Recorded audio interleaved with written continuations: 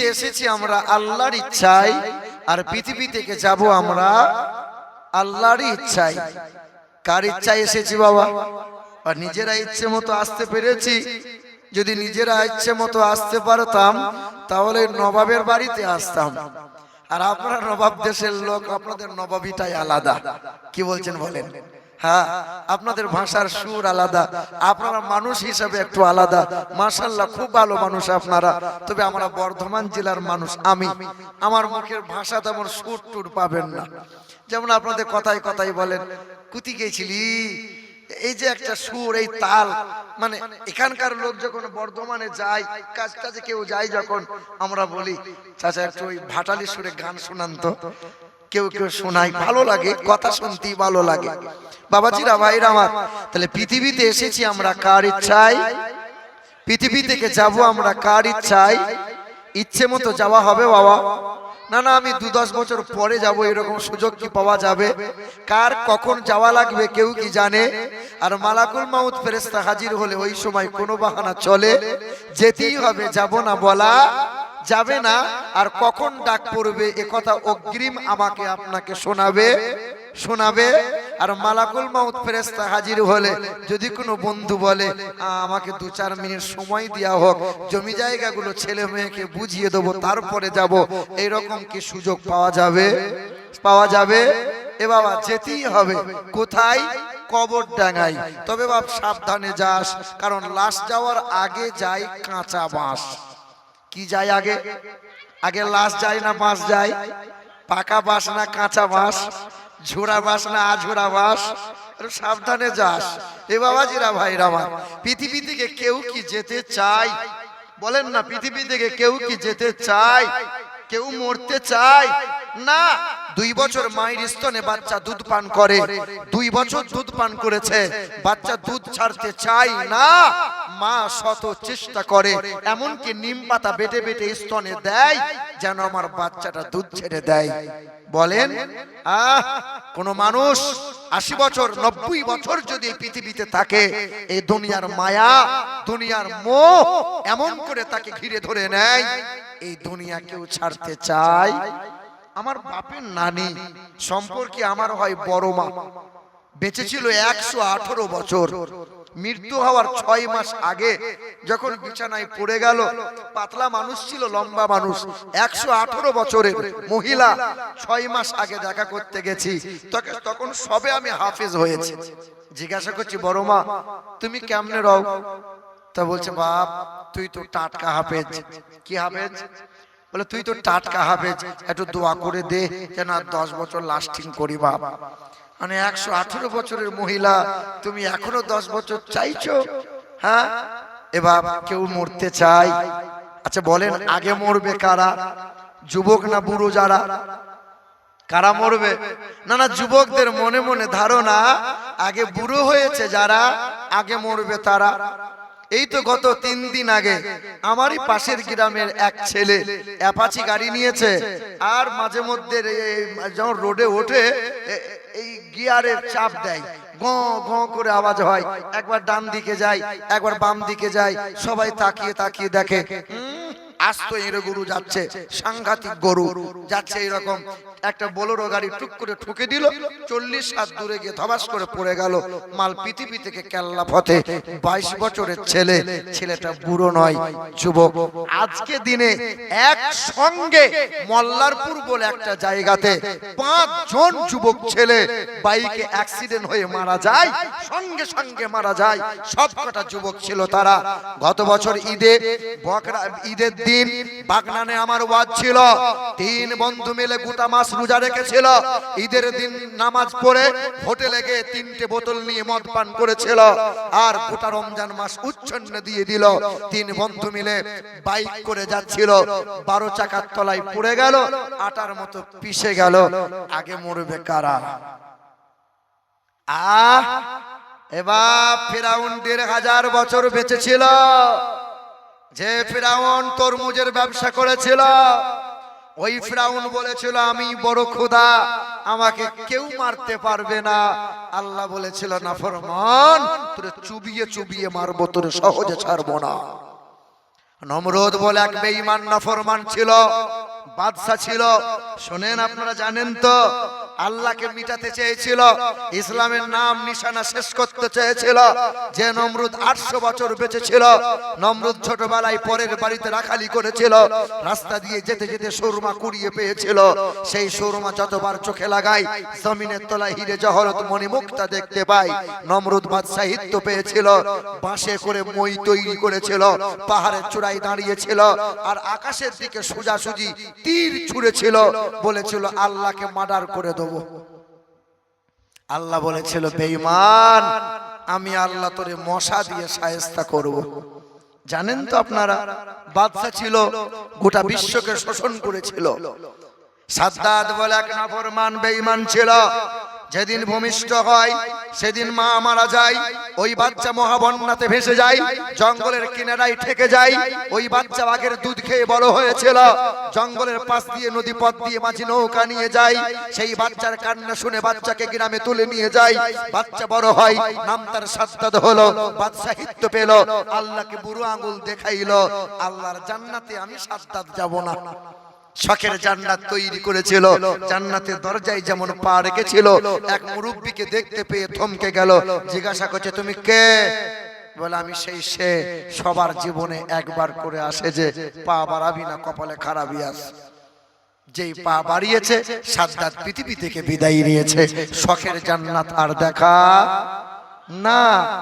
হে মুসলমান, সোনার টুকরো বন্ধুরা, আমার নওজোয়ান যুবকেরা, তুমি শুনে রেখে দাও, তুমি ইসলামের ছায়া তলায় যদি থাকো তবু আলহামদুলিল্লাহ, আর ইসলামের ছায়া তলায় যদি না থাকো তবু ইসলামের চুল পরিমাণ কোনো ক্ষতি হবে না।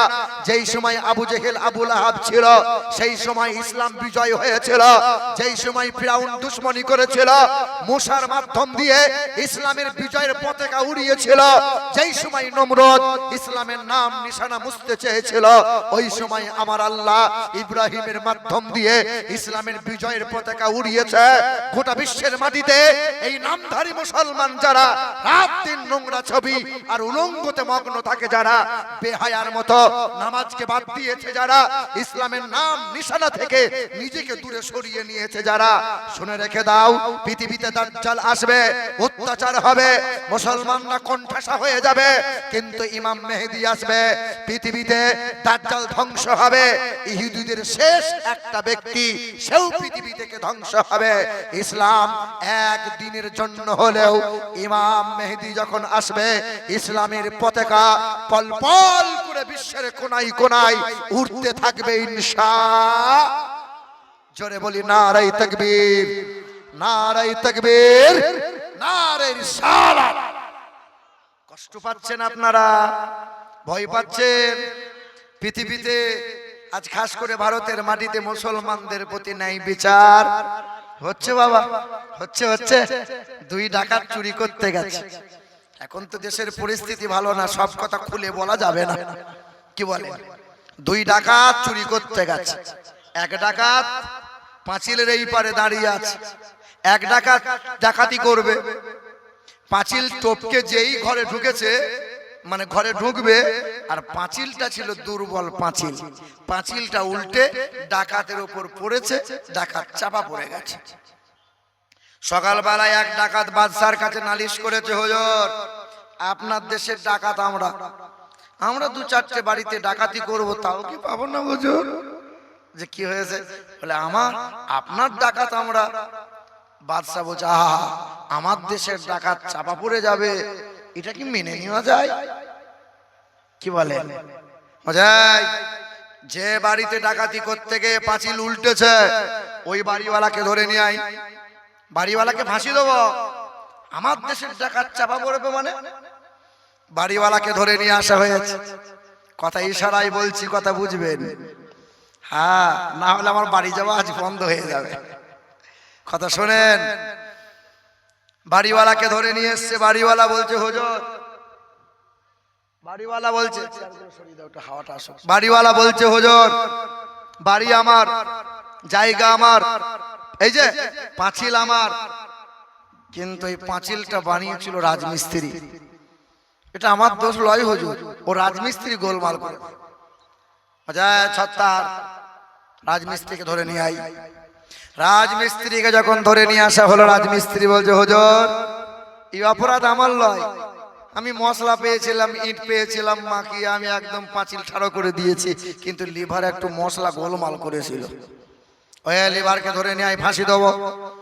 লিভারকে ধরে নিয়ে আসা হয়েছে। লিভার বলছে হুজুর বালু সিমেন্ট ছিল, মাখিয়েছিলাম, মশলা রেডি ছিল, কিন্তু বালতিতে ছিল এক বালতি পানি, রাস্তা দিয়ে যাচ্ছিল এক হাতি, হাতি লাত মেরে দিল, বালতির পানি উল্টে গেল, মশলা ঢিলা হয়ে গেল, ওই মশলা দিয়ে পাঁচিল উঠে গেল, পাঁচিল একটু দুর্বল হলো, ডাকাত চাপা পড়ে গেল। এই দোষ আমার লয় হুজুর, হাতিওয়ালার দোষ। বাদশা বলছে হাতিওয়ালাকে ধরে নিয়ে আই, ফাঁসি দেব। হাতিওয়ালা বলছে হুজুর আমার দোষ নয়, আমার হাতি ঠান্ডা হাতি। তবে রাস্তা দিয়ে যাচ্ছিল এক মহিলা, ও পায়ে এমন নুপুর পড়েছিল, নুপুরের আওয়াজে আমার হাতি ভয়ে চমকে গিয়েছিল, এ দোষ আমার লয়, ওই মহিলার দোষ। যাই মহিলাকে ধরে নিয়ে আই। মহিলা বলছে হুজুর আমার 12টা ছেলে, আমাকে ফাঁসি দিয়ে দেবেন। বলছে কেন, তোমার যে দোষ? বলছে না হুজুর আমি স্বর্ণকারকে বলেছিলাম, ও স্বর্ণকার একটু নুপুরের ভেতর পাথর বেশি ভরে দিয়েছে, এ দোষ স্বর্ণকারের দোষ। স্বর্ণকারকে ধরে নিয়ে আসা হয়েছে। স্বর্ণকার ছিল রুগা পাতলা মানুষ। স্বর্ণকার বলছে হুজুর ফাঁসি দেবেন তো দেন, আমার কোনো ছলনা বাহানা নাই, এমনি বউয়ের কাছে সুখ সম্মান নাই, তবে এখানকার বউরা তো ভালো, স্বামীর সেবা খেদমত খুব করে, স্বামীকে তুই তোকারি করে না, স্বামীকে ভাষা খারাপ করে করে, স্বামীর নামে বদদোয়া করে। আমার বর্ধমান জেলার মেয়েরা শুধু বলে স্বামীর কাছে সুখ পেলাম না, কথায় কথায় শুধু বলে স্বামীর কাছে সুখ পেলাম। কার কাছে পেলি রে? সুখ যদি স্বামীর কাছে না পেলে তো কার কাছে পেলি? সব সময় কথায় কথায় আপনি কলজে কেটে খাওয়ান, তবু আপনার নাম নাই, শুধু বলবো আমি বাপের মতো পেরেছ। কাতলা মাছ 4 কেজি ওজনের কাতলা মাছ নিয়ে গিয়ে বলছি সালমার মা তোমার জন্য নিয়ে এলাম, বলছে আমার বাপ 5 কেজি ওজনে খাইয়েছে, কোনোদিন বললো না যে তুমি আমার জন্য খুব করেছো। এবার তো স্বর্ণকার বলছে হুজুর এমনি তো বউয়ের কাছে সুখ সম্মান নাই, ফাঁসি দেবেন তো দেন, অসুবিধা নাই। ফাঁসির দড়ি রেডি করেছে, গলা যেমন দেহ তেমন, ফাঁসির মঞ্চে দাঁড়িয়েছে, টান দিয়েছে, ও ফাঁসি লাগবে কি দড়ি অটোমেটিক খুলে যাচ্ছে। বাদশা বলছে মালকে ফাঁসি দিয়ে লাভ নাই, এমনি মরা, এক কাজ কর, এই এলাকায় যার গর্দান মোটা এরকম মাল একটা ধরে নিয়ে আয়, ফাঁসি তো বই। পেয়েছিল ছিল এক পীরের খাদিম, দেখবেন পীর সাহেব যে বাড়িতে যায় খাদিম তার পিছন পিছন যায়, পীর তো এইটুকু খায়, খাদিম কিন্তু সাঁটিয়ে চালায়। দেখবেন ইমাম সাহেবকে দাওয়াত দেবেন, ইমাম সাহেব যদি আপনার বাড়িতে যায়, ইমাম সাহেব যা না খাবে, ইমামের সাগরেদ যদি পিছনে যায়, ও মাল কোনো পর্যন্ত চেটে নেবে, সহজে ছাড়বে। এবার খাদিম ছিল বলেন পীরের মুরিদ, গর্দান মোটা, বোঝা তোর ফাঁসি হবে। বলছে হুজুর আমার অপরাধ, তো গর্দান মোটা, বলে এটা কোনো, হ্যাঁ এটাই তোর ভুল, ফাঁসি তো বই। বলছে হুজুর ফাঁসি যখন দেবেন তাহলে পীর সাহেবের সঙ্গে একবার দেখা করতে দেন। তাড়াতাড়ি যারাই ছুটে গিয়ে বলছে হুজুর আমার ফাঁসি হয়ে যাবে, আপনি আমাকে বাঁচান। পীর সাহেব বলছে বাপ কি আর করি, বিপদে পড়েছিস, তোকে বারবার বলতাম বেশি খাস না, পরের পেয়ে বেশি খাবি না, তুই তোমার সাঁটিয়ে দিতে সহজে ছাড়তিস না।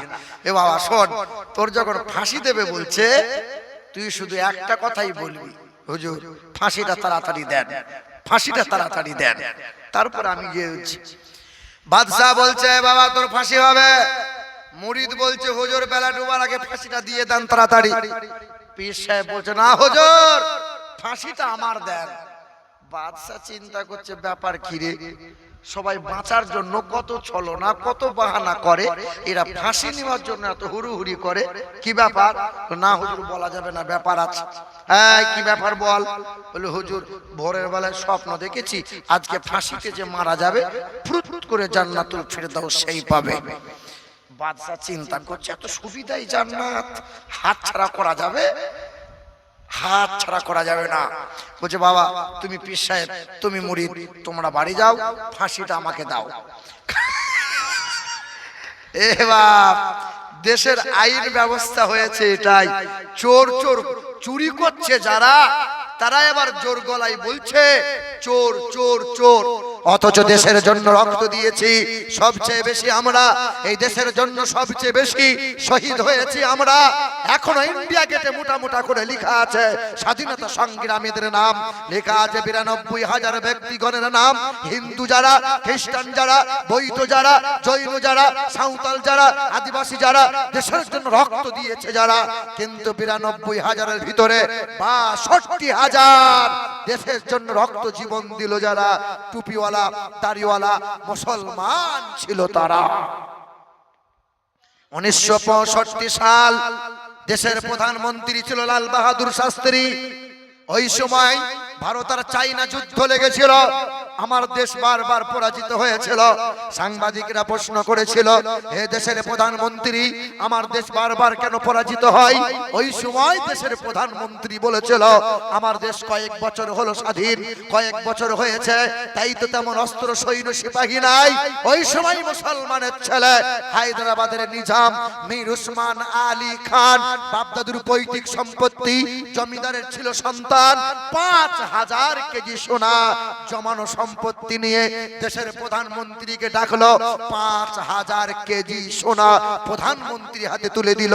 আর ওই সময় বলেছিল, আমি মীর উসমান আলী খান, এই দেশের মাটিতে বাপদাদুর জন্ম হয়েছে, এই দেশের মাটিতে বাপদাদুর কবর হয়েছে, আমিও জন্ম নিয়েছি, আমি একদিন এই মাটিতে ঘুমিয়ে যাব। এই দেশ আমার দেশ, এই দেশ তোমার দেশ, এই দেশ সবার মহান। ধন্য ধন্য আমি, ধন্য ধন্য তুমি, আমরা যে সাচ্চা মুসলমান। হতে পারে ভারতবর্ষ হিন্দুস্তানের মাটি, মুসলমানের রক্ত দিয়ে এই দেশে হয়েছে খাঁটি। জোরে বলি নারে তাকবীর। পিছনের লোকরা বলে না, ভয় পাচ্ছেন আপনারা? আরে ভয় তো আপনাদের নাই। এখান থেকে 1 লাফ দেবেন তো বাড়ি চলে যাবেন, আর আমাকে যেতে হবে বর্ধমান। জোরে বলা যাবে না নারে তাকবীর, নারে তাকবীর, নারে রিসালাত, নারে হায়দারি, মাসলাকে আলা হযরত, উলামায়ে আহলে সুন্নাত, নারে তাকবীর। মুসলমান আমার ভাইরা, এবার বলেন, পৃথিবীতে এসেছি আমরা কার ইচ্ছায়? পৃথিবী থেকে যাব আমরা কার ইচ্ছায়? কেউ ইচ্ছে মতো আসতে পারি নাই, আর ইচ্ছে মতো যেতে পারবো না। তাহলে পৃথিবীতে যদি সব তার ইচ্ছা মতো আসা হলো, যাওয়া হবে, তাহলে মধ্যখানে জীবনটুকু কার ইচ্ছা মতো চলা হবে? বলেন না, কার ইচ্ছা মতো চলতে হবে? চলছি কার ইচ্ছে মতো? বলেন না, চলছি কার ইচ্ছে মতো? ঈদের আগের দিন 24 বছরের ছেলে সম্পর্কে আমার ভাতিজা হয়, জিজ্ঞাসা করলাম কোথায় যাস? বলে বাবার কাছ থেকে 600 টাকা নিয়েছি, চুল কাটতে যাব।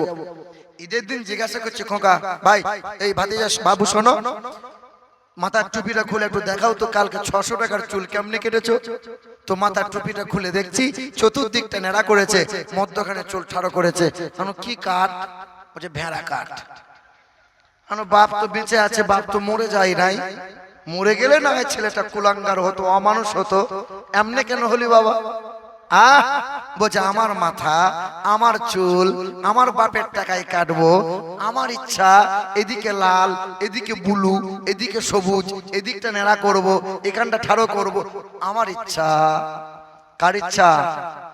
রমজান মাসে ইমাম সাহেবরা জুম্মার দিনে বক্তব্য দিয়ে কলজের পানি শুকিয়ে দিল।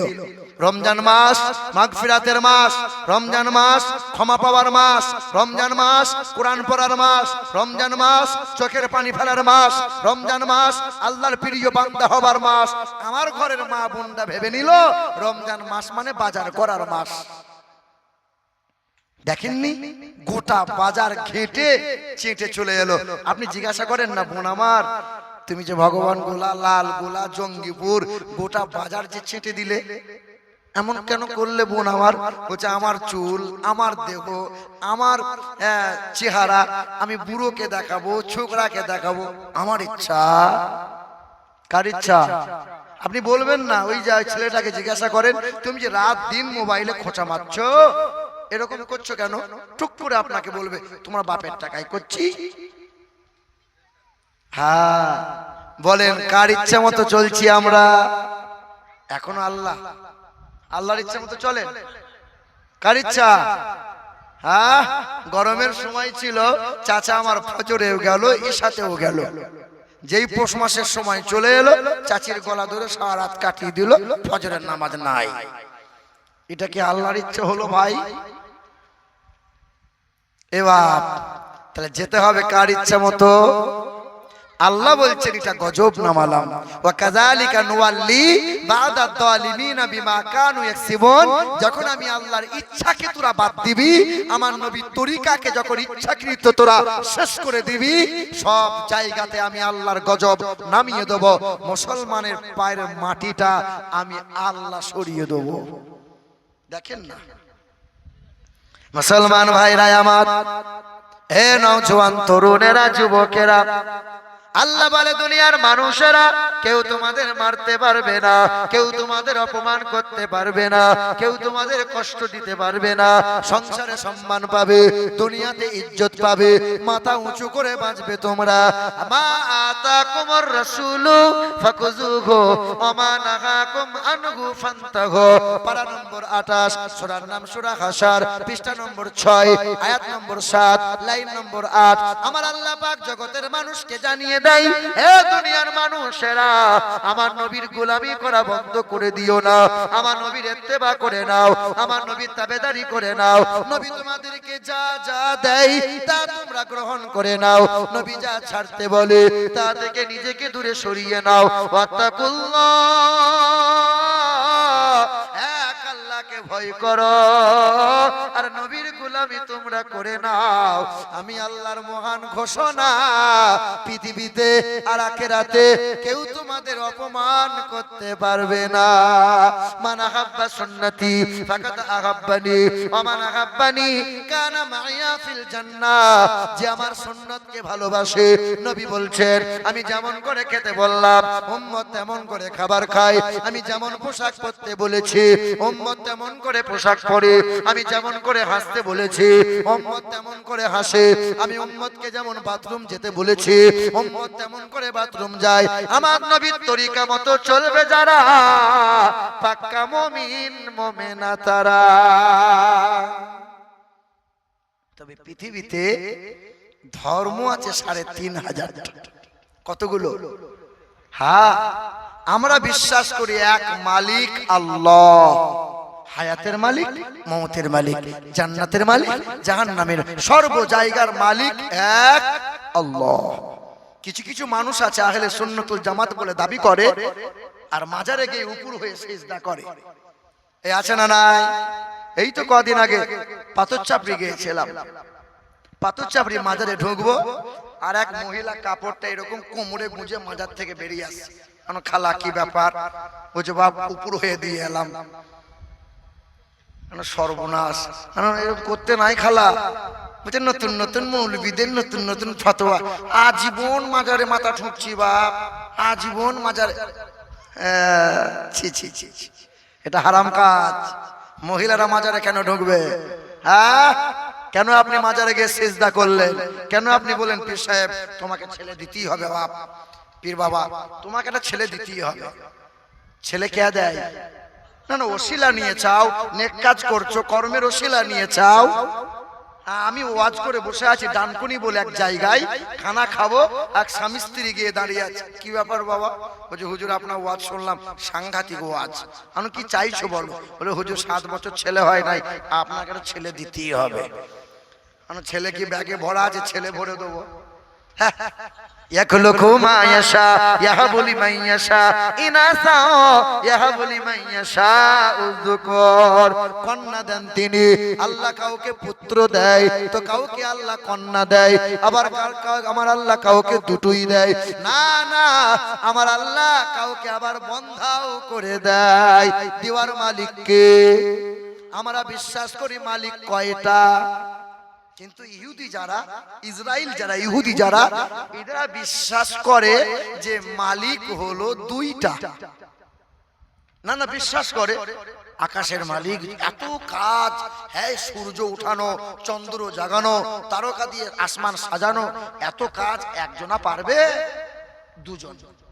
কোরআনে আছে আল্লাহ জানাইলেন ওয়াকালাতিল ইয়াহুদু উযাইর ইবনুল্লাহ, ইহুদিরা বিশ্বাস করে মালিক হলো দুইটা, এক মালিক আল্লাহ, আর আল্লাহর একটা ছেলে আছে নাম তার উযাইর, মালিক হলো দুইজনা। জোরে বলেন সুবহানাল্লাহ।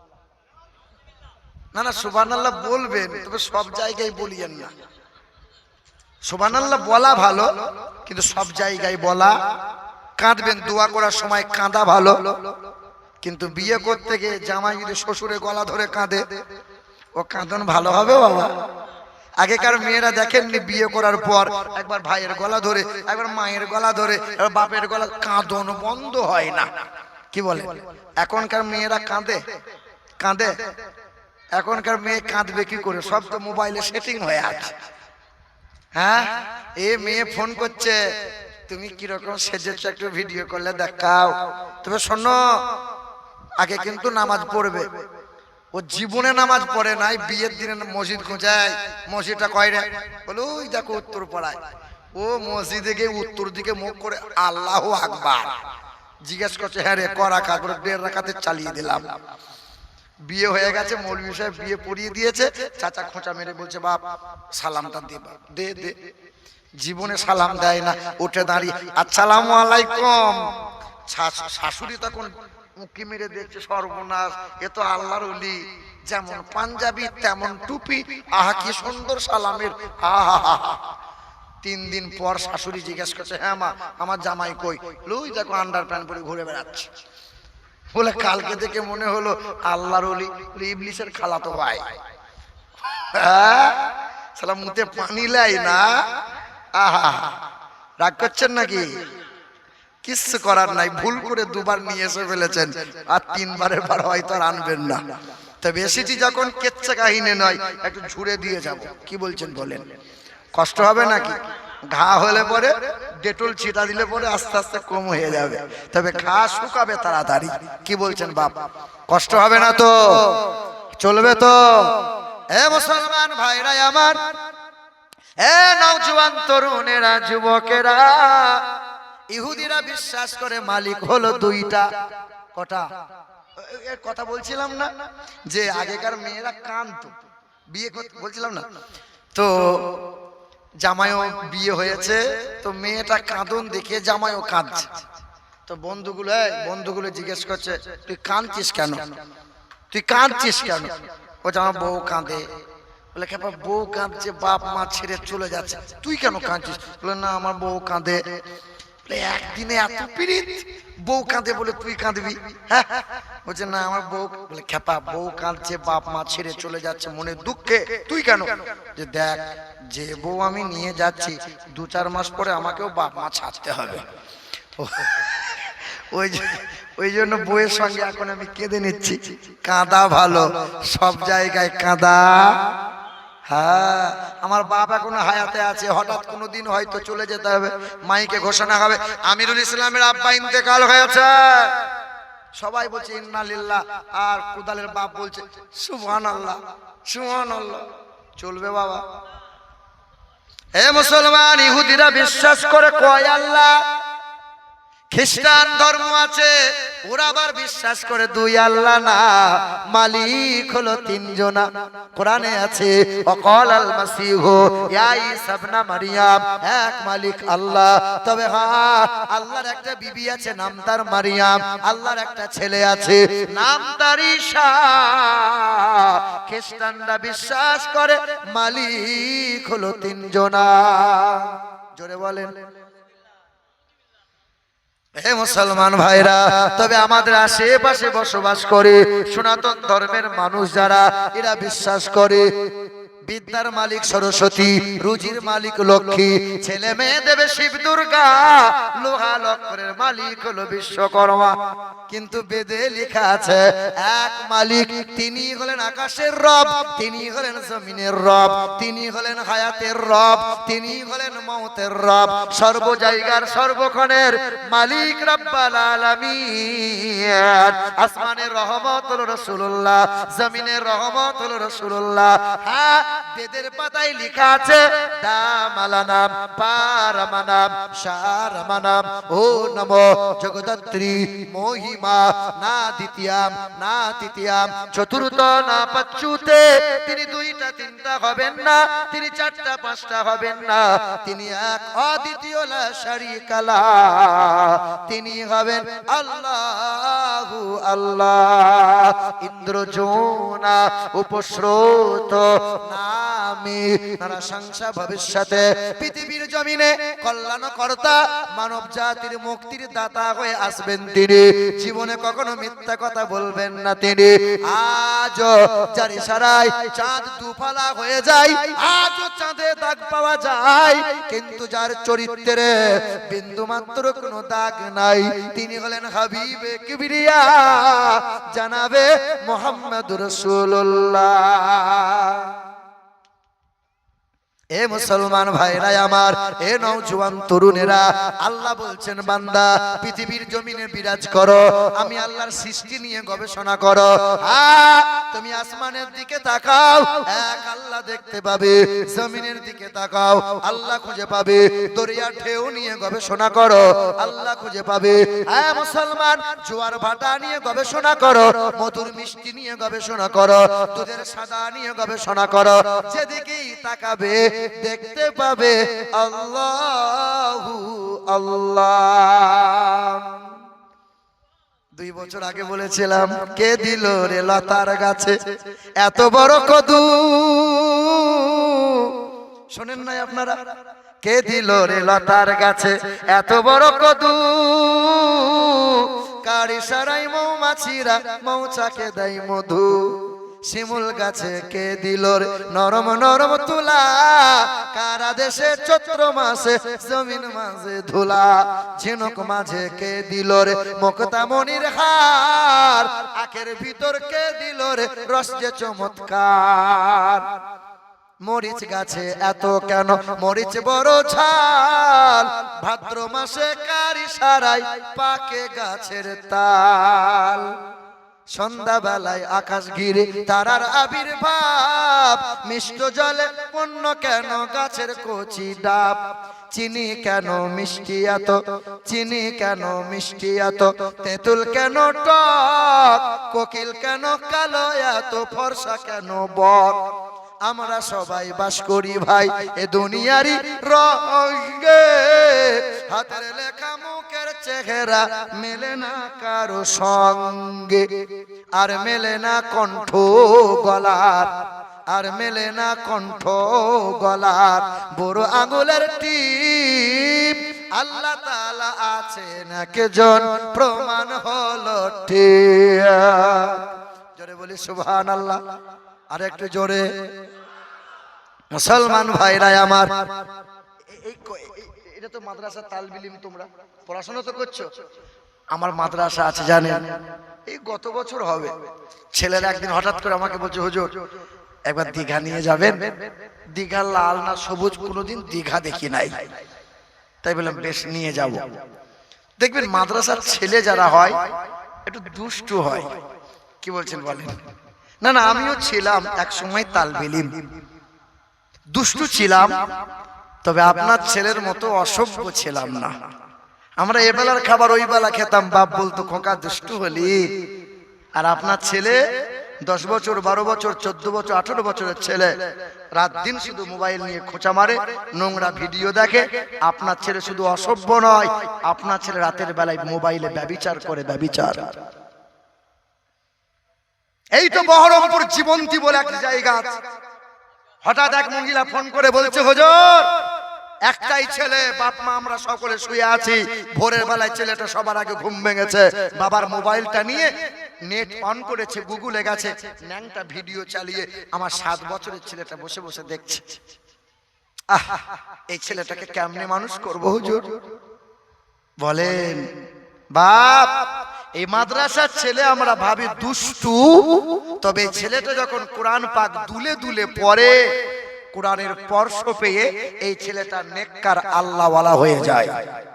হয় কি হয় না? কোরআনের স্পর্শ পেলে দাম বাড়িয়ে দেয় কে? আজ জিরো আছেন, কোরআন বুকে তুলে নিলে হিরো বানিয়ে দেবে কে? ওমর ফারুক যখন জিরো ছিল, কোরআন যেই দিন বুকে তুলে নিল, অর্ধ জাহানের হিরো বানিয়ে দিয়েছে কে? আমরা জিরো না হিরো? এই দেখো হিরো। চাচা আমরা জিরো আছি বাপ, কোরআন এখনো বুকে তুলে নিতে পারি নাই। কোরআনের স্পর্শ পেয়েছে, রমজান মাস দামি হয়েছে। কেন এত দাম বেড়ে গেল? রমজান মাসে আল্লাহ কোরআনটা নাজিল করে দিল।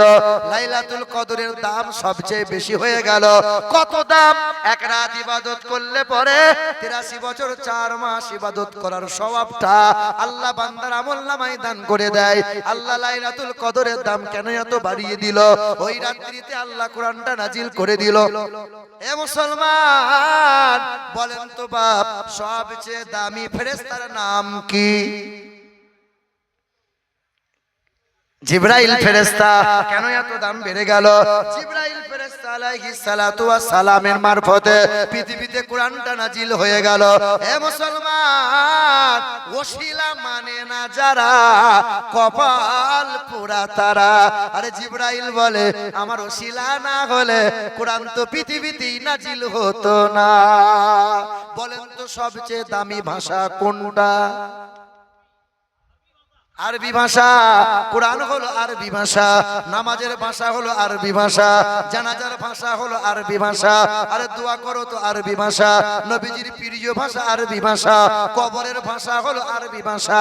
আরবি ভাষায় কোরআন নাজিল করে দিয়ে আরবির দাম সবচেয়ে আল্লাহ বাড়াইলো। বলেন সবচেয়ে দামি মানুষটা কে? আবার আল্লাহ। কথা বুঝছেন না? সবচেয়ে দামি মানুষ, দামি মহান নেতা নবী মুহাম্মদুর রাসূলুল্লাহ। পণ্ডিত জওহরলাল নেহরু দেশের প্রধানমন্ত্রী হয়েছিল। মাথায় কিস্তি টুপি পরল, লম্বা শেরওয়ানি পরল, হাতে লম্বা লাঠি রেখে দিয়েছিল। সাংবাদিকরা প্রশ্ন করেছিল, ও দেশের প্রধানমন্ত্রী পণ্ডিত জওহরলাল, সবচেয়ে দামি মানুষ, দামি নেতা আপনি কাকে মনে করেন? বিশ্বের মহামানব কাকে মনে করেন? পণ্ডিত জওহরলাল মাথা নত করেছিল আর বলেছিল, কেউ বলে যীশু খ্রিস্টের কথা, কেউ বলে আব্রাহাম লিঙ্কনের কথা, কেউ বলে লেনিনের কথা, কেউ বলে বালক ব্রহ্মচারীর কথা, কেউ বলে মহাবীরের কথা, কেউ বলে শ্রী চৈতন্যের কথা। আমি পণ্ডিত জওহরলাল বলে দিয়ে যাই, বিশ্বের মহা চরিত্রের অধিকারী যিনি, বিশ্বের মহান নেতা তিনি নবী মুহাম্মদুর রাসূলুল্লাহ সাল্লাল্লাহু আলাইহি ওয়াসাল্লাম। তিনি ওই নবী পাকের পাক জবানের ঘোষণা, খায়রুকুম মান তাআল্লামাল কুরআনা ওয়া আল্লামা। আরে কোরআন পড়ে যারা দামি মানুষ তারা, কোরআন বুকে নিয়েছে যারা দামি মানুষ তারা, কোরআন শিখিয়েছে যারা দামি মানুষ তারা, ছেলে মেয়েকে কোরআন দিয়েছে যারা দামি বাপ হলো তারা। আরে কোরআন বুকে নেয় যারা নেককার হলো তারা, কোরআন বুকে নিয়েছে যারা সুদের কারবার করতে পারে না তারা, কোরআন বুকে নিয়েছে যারা লটারি কাটতে পারে না তারা, কোরআন বুকে নিয়েছে যারা হারাম খেতে পারে না তারা, আরে কোরআন বুকে নিয়েছে যারা ছেলের বিয়েতে দাবি করে টাকা নেয় না তারা। বলেন আপনার এলাকায় একটা আলেমের নাম বলেন না, যে হাফেজ সাহেব আলেম। সাকিব সাহেব একটু আগিয়ে চলেন, একটু হাওয়াটা দিবেন। এবার বলেন যে মৌলানা সাহেব বাপ মাকে খেতে দেয়নি, ঘর থেকে বার করে দিয়েছে। কোরআন যার বুকে আছে সে লটারি কাটবে না। কিন্তু হাতে কলমে আপনাকে দেখিয়ে দেব কত বিকম, কত এমকম, কত ডিএড, কত বিএড, কত বিটেক, কত ঝমঝম, কত ডিগ্রিওয়ালা বিয়ে করেছে তো লাখ টাকা পণ নিয়েছে, সোনাও নিয়েছে, গাড়িও নিয়েছে, 400 বরযাত্রী উপর হয়ে খেয়ে আসছে। কত শিক্ষিত দেখাবো বাপ মাকে ঘর থেকে বার করে দিয়েছে। কত দেখাবো কত উকিল মাস্টার, কত শিক্ষিত মানুষ এমকম ঝমঝম করে বসে আছে, সুদের কারবার করছে। ও শিক্ষিত, আরে ওর চাইতে ওর দাম বেশি, যার বুকে এক কলম বিদ্যা নাই কিন্তু বাপ মাকে কোনোদিন কষ্ট দেয় নাই, ওটা শিক্ষিত। হে মুসলমান নওজোয়ান তরুণেরা, যুবকেরা, পৃথিবীর জমিনে দামি মানুষ তারা। আচ্ছা বলেন তো বাপ, এই গরু ছাগল কুকুর বিড়াল এদেরকে এরা কখনো পেশাব করে বসে বসে করে না দাঁড়িয়ে শুয়ে যেমন মন চাই তেমন করে? গরু ছাগল কুকুরকে বসে বসে করতে হয়? ও অবলা প্রাণী, ও হারাম হালাল বোঝে না, ও পাক না পাক বোঝে না, ও বৈধ অবৈধ চেনে না। ও কুত্তা, ও গরু ছাগল, ও শুয়ে বলো, বসে বলো, দাঁড়িয়ে বলো, গরু ছাগল খাবার আগে বিসমিল্লাহ বলে খায়। গরু ছাগল ঘুমাতে যাওয়ার আগে দোয়া পড়ে ঘুমায়, বলো না? গরু ছাগল ঘুম থেকে উঠে আল্লাহর শুকরিয়া আদায় করে। তোমার ছেলেটা করে? আচ্ছা বলেন না, কানে দুল পরে পুরুষ না মহিলারা? কানে দুল পরে কারা?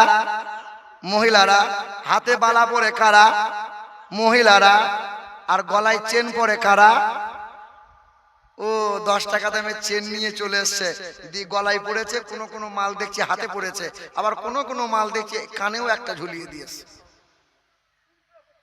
না না না, ও মনে মনে ভাবছে আমাকে সবাই মানুষ ভাবছে, ও শালা কুত্তার চাইতে অধমও জানে না। হিজড়া রে, হিজড়া তো হাতে বালা পড়বে, পুরুষের মতো হিজড়া চলবে, কিন্তু কিছু হিজড়া পুরুষ আছে, কিছু হিজড়া মহিলা আছে। এই নওজোয়ান যুবক যারা মুসলমানের ছেলে হয়ে তুমি চুল কাটছো বিরাট কোহলির মতো, মুসলমানের ছেলে হয়ে তুমি আর্জেন্টিনার ভক্ত হলে, তুমি মুসলমানের ছেলে হয়ে বেঈমানদের মতো চললে, কোরআনে আল্লাহ জানিয়েছে যে বেঈমান যারা, অমুসলিম যারা, খ্রিস্টান যারা, নাসারা যারা, নাপাক তারা, আর ওই বেঈমানদের অনুসরণ করে যারা, ওই জাহান্নামী হলো তারা। তুমি মুশরিকদের অনুসরণ করে নিলে। কুকুর বিড়াল গরু ছাগল যতদিন মায়ের দুধ পায় দেখবেন, ততদিন মায়ের পিছনে পিছনে ঘোরে, দেখবে। আর যেই মা দুধ ছাড়িয়ে দেয়, মানে কুত্তা যখন আর দুধ পায় না, এই কুত্তার বাপ মাকে চিনতে পারে। বাপ মা খেতে দেয়, বাপ মাকে খেতে দেয়, বাপ মায়ের খোঁজ খবর রাখে। তোমার গ্রামে এরকম কুত্তা নাই বুঝি? নাই নাই। ও বাবা, ও মালাবা পীর সাহেবের কাছে এসে বলছে, হুজুর হুজুর একটু দোয়া করে দেন হুজুর। বাপ মাকে ঘর থেকে বার করে দিয়েছে, দিয়ে পীর সাহেবের কাছে দোয়া নিতে এসছে। হ্যাঁ, আমারই ওয়াজে বসিরহাট বলে এক জায়গায় ওয়াজ করে নামছি, 500 টাকা কর করে নোট, চুমু খাচ্ছে হাতে। আর কি হলো বাবা? বলছে হুজুর সাংঘাতিক ওয়াজ, একটু দোয়া করে দেন বউয়ের জন্য। বউ মরে গেছে। না, সবাই তো বাপ মায়ের জন্য দোয়া চাই, তুই বউয়ের জন্য? বলে বাপ মায়ের সাথে 6 বছর কথা বলি না। তোমার সমাজের কুত্তা হলো তারা, বাপ মাকে ঘর থেকে বার করে দিয়েছে যারা। মুসলমান ভাইরা আমার, রাগ করিও না, কষ্ট নিও না। শুধু বলেছিলেন বলেন বলেন তাই বললাম, নাহলে বলতাম না। এ বাবাজিরা ভাইরা আমার, কোরআন পাকে আমার আল্লাহ একটা সূরা দিলেন, ওই সূরাটার নাম হলো সূরা মৌমাছি। আছে 14 নম্বর পারা, 13 নম্বর পৃষ্ঠা, 69 নম্বর আয়াত, 9 নম্বর লাইনে আল্লাহ মৌমাছি দিয়ে আলোচনা শুরু করলেন। আমার আল্লাহ পাক জানাইলেন, এ দুনিয়ার মানুষের একটু গবেষণা কর, আল্লাহ খুঁজে পাবি, নবীকে দেখতে পাবি। দেখ, আমেরিকার মৌমাছি, বাংলার মৌমাছি গাছের ডালে ঘরের কোণে বাসা তৈরি করে। এক একটা মৌমাছি ছোট ছোট ঘর আছে চাকের ভিতরে, বড় নাই ছোট নাই সমপরিমাণ। ওই মৌচাকের ভিতরে বাথরুম আছে, বেডরুম আছে, ডাইনিং আছে। এক একটা মৌচাকে 30 থেকে 35 করে মধু সংগ্রহ করে রাখে। হ্যাঁ বান্দা, একবার চিন্তা করে দেখ, ওই গাছের ডালে কোনো নাট নাই, স্ক্রু নাই, এত ওজনওয়ালা বাসা কার ইশারায় ঝুলে রয়? কার ইশারায়? আল্লাহ বলে, বান্দা চিন্তা করে দেখ, ওই মৌমাছি যখন উড়ে উড়ে যায়, নবীর প্রতি দরুদ পড়তে পড়তে যায়, নবীর দরুদ না পড়ে রস সংগ্রহ করে না। তবে মৌমাছি সুগন্ধময় ফুলে বসে না, পাকে বসে না, গন্ধ ফুলে বসবে না, হারাম খাবার খাই না। তবে আর একটা মাছি আছে, যাকে কেউ বলে কানা মাছি, কেউ বলে গুয়ে মাছি। আছে না নাই? ঘরে আছে, মাঝে মধ্যে শরীরে উড়ে বসে, মিষ্টির হাঁড়িতে বসে, পায়খানাতে আবার ঝাঁপিয়ে পড়ে, আম কাঁঠাল দেখলে তো লাফালাফি করে। ও সুযোগ হাতছাড়া করে না, গুয়ে মাছি যারা মিষ্টিতেও থাকে পায়খানাতেও থাকে তারা। আজকে জলসার মজলিসে কিছু মুসলমান রয়েছে ফেরেশতার ছানা, কালকে দেখতে পাওয়া যাবে। আর লটারির দোকানে কিছু মুসলমান দেখবেন জুম্মার নামাজে সামনে কাতারে পাওয়া যায়, আবার বিকেল বেলায় সুদের কারবার শুরু করে দেয়। কিছু মা বোনরা জলসা তলায় হিজাব পরে রয়, আবার ওই খালা পেট বার করে গ্রুপে লোন আনতে যায়। তবে আপনার গ্রামে গ্রুপ লোন বন্ধন লোন করে না? করে করে করে আরে আল্লাহর নেককার বান্দা হলো তারা, মৌমাছির স্বভাব নিয়েছে যারা। আল্লাহর নেককার বান্দা হলো তারা, হারাম থেকে নিজেকে বেঁচেছে যারা। তবে নেককার বান্দা হলো তারা, আল কেটে কেটে জমি বড় করছে যারা। এইদিকে লোক তো সব আল্লাহর ওলি, জমির আল ঝরে না। কি বলছেন বলেন? হ্যাঁ, এবার মুসলমান সোনার টুকরো বন্ধুরা, আমার সুধী মানুষেরা, এখনো সেই নবী চিনতে পারলে না? মৌমাছি নবীকে বলে না। আল্লাহ রাসূল সাল্লাল্লাহু তাআলা আলাইহি ওয়াসাল্লাম দুজাহানের বাদশা এইরকম ভাবে ওয়াজ করছেন। 2 মিনিট এইরকম ওয়াজ করছিলেন। মসজিদের মানে খেজুর গাছের গুঁড়িতে হেলান দিয়ে নবী বয়ান শোনাচ্ছিলেন। সাহাবায়ে কেরামগণ মুগ্ধ মনোযোগ সহকারে নবীজির দিকে চেয়ে বয়ান শুনছেন। একজন বাঁধি এসে মসজিদের সামনে দাঁড়িয়ে নবীকে বলছেন, আসসালামু আলাইকা ইয়া রাসূলুল্লাহ। আল্লাহর নবী সালামের জবাব দিয়ে মাথা তুলে বলছেন, কি হয়েছে রে মা? বলে, ইয়া রাসূলুল্লাহ একবার বাড়ি চলুন না, ঘরে আম্মা জান আপনাকে ডাক দিয়েছেন। নবীজি বলেন, মা তুই বাড়ি চল, আমি যাচ্ছি। যাচ্ছি বলেই বাঁধিটা বাড়ি চলে গেল। কিন্তু নবী এই উম্মতের চিন্তায় চিন্তিত হয়ে নবী বাড়ি যাওয়ার ভাবনাকে ত্যাগ করে দিল। বেশ কিছু সময় পর ওই বাঁধিটা আবার এসছে, নবীকে আবার বলছে, আসসালামু আলাইকা ইয়া রাসূলুল্লাহ, আসসালামু আলাইকা ইয়া হাবিবাল্লাহ। আল্লাহ নবী মাথা তুলে সালামের জবাব দিয়ে বললেন, মা কি হয়েছে রে? বলে, ইয়া রাসূলুল্লাহ একবার বাড়ি চলুন না। নবীজি বলেন, মা তুই বাড়ি চল, আমি যাচ্ছি। বাঁধিটা বাড়ি চলে গেল, মেয়েটা বাড়ি চলে গেল। নবী উম্মতের চিন্তায় চিন্তিত হয়ে সেখানেই চিন্তায় মগ্ন হয়ে রইল। নবী বাড়ি গেলেন না। কিছু সময় পর ওই বাঁধিটা এসছে, থরথর করে কাঁপছে আর চোখের পানি ফেলে কাঁদছে, আর নবীকে বলছেন, আসসালামু আলাইকা ইয়া রাসূলুল্লাহ, আসসালামু আলাইকা ইয়া হাবিবাল্লাহ। আল্লাহ রাসূল সাল্লাল্লাহু আলাইহি ওয়াসাল্লাম আল্লাহ রাসূল সালামের জবাব দিয়ে বলছেন, মা কাঁদছিস কেন? বলে, ইয়া রাসূলুল্লাহ মনে হচ্ছে ঘরে একটা বিপদ হবার সম্ভাবনা আছে, একটু বাড়ি চলেন না। নবীজি দৌড়ে বাড়ি গেলেন আর ঘরে দরজার সামনে দাঁড়িয়ে দেখছেন যে আল্লাহ নবী সাল্লাল্লাহু তাআলা আলাইহি ওয়াসাল্লাম দরজাটা লাগানো আছে। নবীজি আওয়াজ দিলেন তো বিবি মারিয়া কিবতিয়া টুক করে দরজাটা খুলে এক কোণে দাঁড়িয়ে আছেন, আর দুধের বাচ্চা ইব্রাহিমকে নিয়ে বিবি মারিয়া কাঁদতেছিলেন। আল্লাহ রাসূল সাল্লাল্লাহু আলাইহি সাল্লাম বলছেন, মারিয়া তুমি কাঁদছো কেন? নীরব হয়ে কাঁদছে। নবী জিজ্ঞাসা করছেন, মারিয়া তুমি রাগ করেছো বলো, আমার আসতে দেরি হয়েছে বলে তুমি অভিমান করেছো বলো। সেদিন বিবি মারিয়া কিবতিয়া বলছেন, ইয়া রাসূলুল্লাহ আপনি দেরি করে দিলেন, আপনার দুধের বাচ্চাটার জন্য বড় চিন্তিত হয়েছিলাম। আপনার বাচ্চাটা মুখে আর পানি নেয় না, স্তনে মুখ লাগাই না, ইয়া রাসূলুল্লাহ। আল্লাহ রাসূল বলছেন, মারিয়া তুমি রাগ করো না, আমি উম্মতের চিন্তায় পড়ে আমি বাচ্চার ভাবনাটাকে ত্যাগ করে দিয়েছিলাম। আল্লাহর নবীর কোলে নিজের দুধের বাচ্চা ইব্রাহিমকে নিয়ে আল্লাহ রাসূল বারবার বলছেন, আব্বা কি হয়েছে বলো, বলো না, তুমি আমাকে বারবার আব্বু আব্বু করে ডাকছিলে, বলো না আব্বা কি হয়েছে বলো। আল্লাহর নবীর কোলে বাচ্চাটা শুয়ে আছে, চোখের পানিটা গড়াচ্ছে। আল্লাহ নবী বলছেন, তুমিও তোমার মায়ের মতো অভিমান করে রইলে বলো, তুমিও তোমার মায়ের মতো রাগ করে রইলে বলো। আমি উম্মতের চিন্তায় চিন্তিত হয়ে তোমার ডাকে সাড়া দিতে দেরি করে ফেলেছি।